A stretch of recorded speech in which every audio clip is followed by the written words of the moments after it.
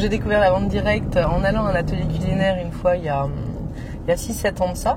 J'ai trouvé que les produits étaient super, que c'était vraiment très sympa et j'avais pas l'impression que la dame qui présentait, elle travaillait. J'avais l'impression que c'était un passe-temps, que c'était un loisir et que c'était quelque chose qui était quand même super agréable.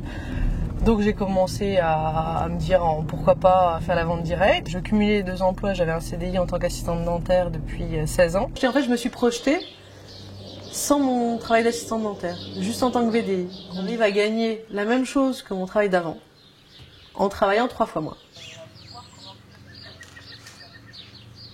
D'accord.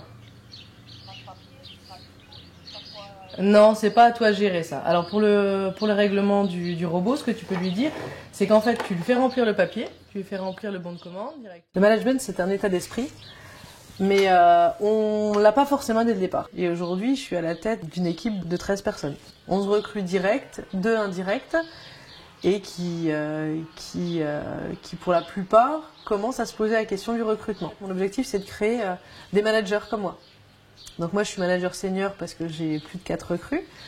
Donc j'ai 2 personnes qui ont chacune une recrue et j'aimerais bien qu'elles deviennent managers en recrutant une deuxième, une troisième, une quatrième. Je recrute que mes clientes et mes hôtesses. Les personnes qui connaissent le produit, qui aiment le produit comme moi, elles peuvent faire comme moi. On a l'impression que c'est facile pour moi de dire bah voilà, elle arrive, elle a pas peur, elle est pas timide, elle ose, elle prend des risques, mais en fait non, c'est pas vrai.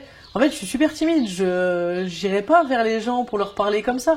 Quand j'arrive devant un atelier, une hôtesse que je ne connais pas, des clientes que je ne connais pas, il y a toujours une appréhension quelque part.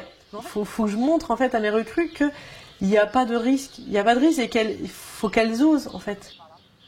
D'accord, bah écoute, sinon je te fais la simulation. C'est avec l'extension de garantie qu'elle veut. On partage des choses. Les gens like, les gens me téléphonent pour faire des ateliers, pour m'acheter un produit parce qu'ils ont vu que c'était super, que je l'ai utilisé. J'ai aussi créé un réseau interne, un groupe sur Facebook, mais fermé, juste avec mes recrues.